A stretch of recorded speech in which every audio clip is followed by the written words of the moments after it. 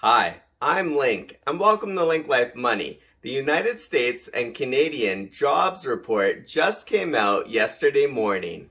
The U.S. economy added 263,000 jobs in November. The unemployment rate held steady at 3.7%. In Canada, approximately 10,000 jobs were added. Canada's unemployment rate dropped slightly to 5.1% in November. The markets had an immediate negative reaction when this information was released. But by the end of the day, the Dow Jones came roaring back to close higher. The S&P 500 opened up way lower too, but almost came back to finish positively.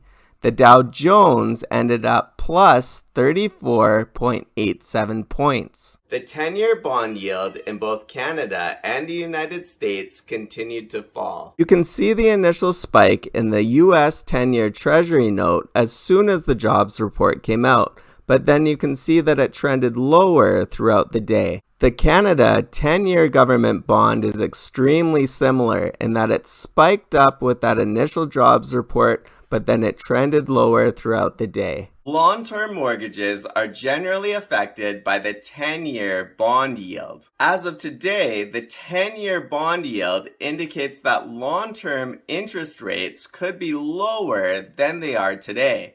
However, anything could happen, and bond yields and interest rates can change in an instant and either increase or decrease. Why have interest rates gone up so fast? Interest rates have been increasing because inflation has been so high. On December 7th, many analysts think that the Bank of Canada will likely raise rates by another 50 basis points.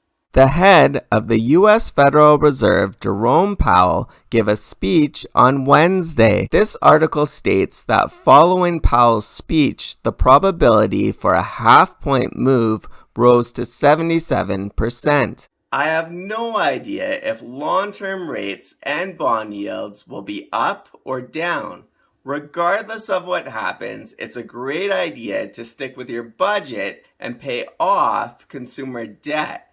I know it's especially hard with it being Christmas, but if you stick to your budget in December, then you won't have to have the January blues trying to figure out how to pay for all that you spent. Focus on your long-term goals for financial freedom is priceless.